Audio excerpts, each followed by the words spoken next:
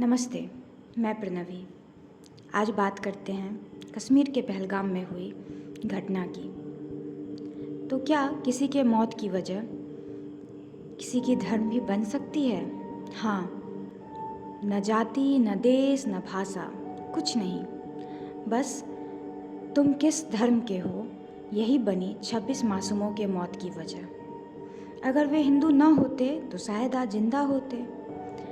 कश्मीर के पहलगाम में मंगलवार दोपहर 3 बजे जो घटना हुई, उससे इंसानियत तार तार हो गई। कोई रहमी नहीं, कोई दयालुता नहीं।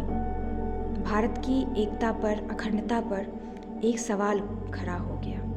क्या हम सब सच में एक हैं? इस पर एक बड़ा सा क्वेश्चन मार्क उठ चुका है। अब तक वहाँ कुल 26 लोगों की मौत की जानकारी मिली है। हो सकता है नंबर्स और बढ़ सकते हैं, ये संख्या मरने वालों की और बढ़ सकती है। लेकिन एक सवाल, क्या कोई धर्म हमें आपस में बैर रखना, एक दूसरे से नफरत करना सिखाता है? नहीं। तो फिर उन 26 लोगों की मौत की वजह उनके धर्म क्यों बनी? आज अगर कोई ये सवाल करेगा तो क्या हम उन्हें जवाब दे पाएंगे? क्या धर्म सच में उतना ज़रूरी है? हमारा कानून हमें सेक्युलर होने का पाठ पढ़ाता है। जब आप उस घटना की सही तरीके से कारण जानेंगे तो आपका इंसानियत से विश्वास उठ जाएगा, रूह कांप जाएगी।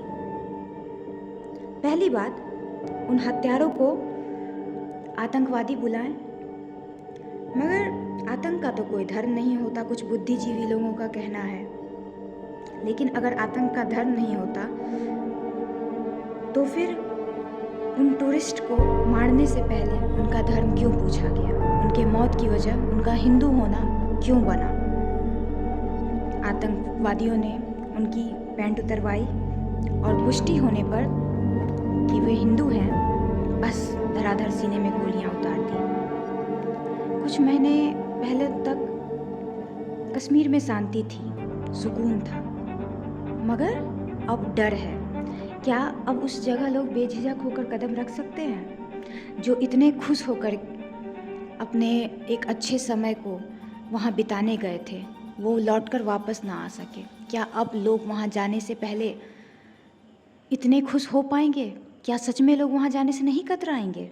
लेकिन आखिर क्यों हमारी मोदी सरकार पहलगाम में नाकाम हो गई? इतनी जद्दोजहद के बाद आज भी देश में ऐसे लोग मौजूद हैं जो धर्म देखकर हत्या कर रहे हैं। क्योंकि जिन्हें मौत मिली उनसे न राज्य पूछा गया, न भाषा, न जाति, बस एक ही सवाल कि क्या वे हिंदू हैं।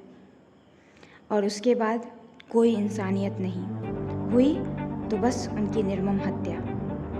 ये हत्या नहीं, उनकी मुनादी, उनकी घोषणा थी कि अगर तुम हिंदू हो तो कश्मीर तुम्हारा नहीं, कश्मीर में तुम सुरक्षित नहीं। कश्मीर को धरती का जन्नत कहते हैं, स्वर्ग कहते हैं।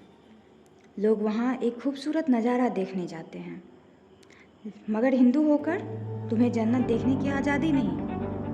अनेकों परिवार अपनी पत्नी बच्चे के साथ वहाँ गए, लेकिन आतंकवादी आए, न जात पूछी, न भाषा, न राज्य, बस एक सवाल कि क्या तुम हिंदू हो, और उन्हें मौत के घाट उतार डाला।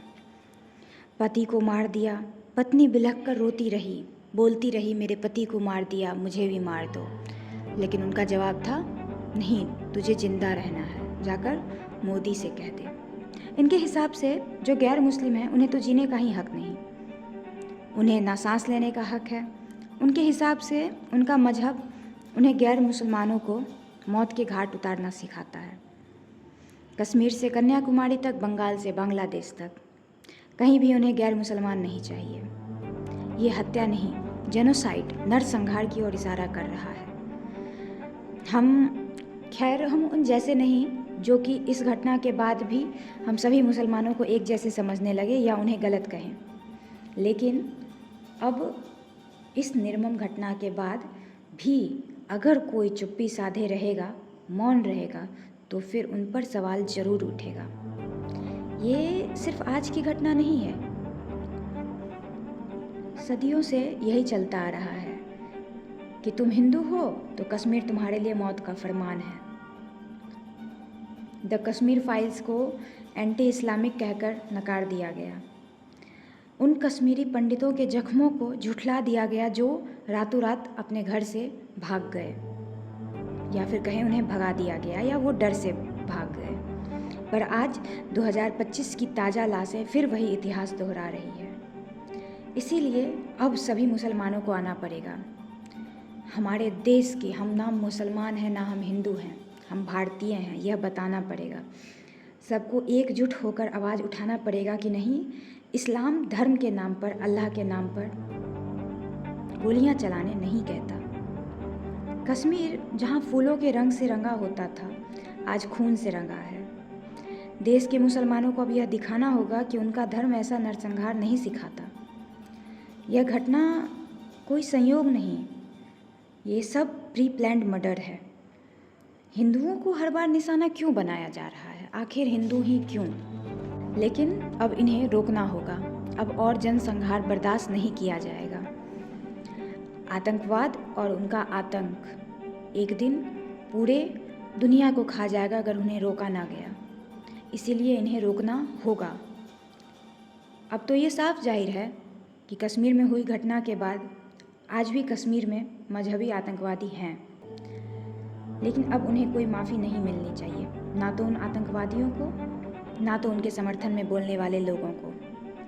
अब सरकार से किसी कड़ी कार्रवाई की उम्मीद है।